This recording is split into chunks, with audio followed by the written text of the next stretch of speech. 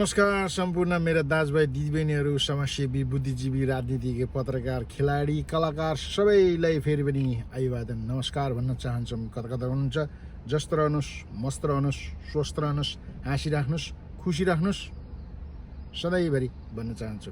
कता कता हुनुहुन्छ सबैलाई नमस्कार मेरो तर्फबाट भन्न चाहन्छु।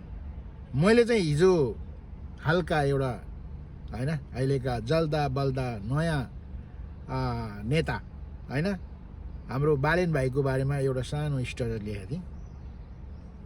यति चाहिँ आयो गाइज हैन, यसो छान्दै हेरेको त पुरा फेक हैन। 100मा 25% चाहिँ मेरो आफ्नै मान्छे, मेरो आफ्नो साथीहरू हैन, अब दिदीबहिनी दाजुभाइहरू हैन। 75% भनेको सबै फेक रहेछ गाइज। यस्तोले पनि कहीँ हुन्छ त हैन। त्यसको लागि जसले सभ्य रूपमा कमेन्ट गर्नुभयो सबैलाई नमस्कार भन्न चाहन्छौँ।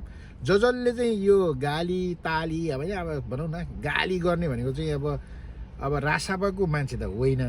यो घन्टे ग्याङ हुन्छ नि, घन्टे ग्याङ जो रासापालाई बिगार्न खोजेको छ। बिगार्छन् यस्तो प्रविधिका मान्छेहरूले, त्यस्तो ग्याङलाई चाहिँ हटाउनुपर्छ है गाइज।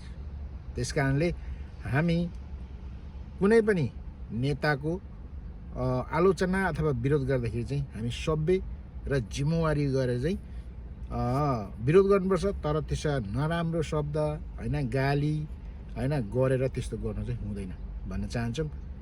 सरर हेर्दाखेरि त ओहो पुरै ल सबैले अब जसले चाहिँ कमेन्ट गर्नुभयो सबैले धेरै धेरै धन्यवाद। मेरो पनि कहिले अब कमेन्ट नै आयो गएन, एउटा कमेन्ट आउँदा केही हाल्छु भने कमेन्टै आउँदैन।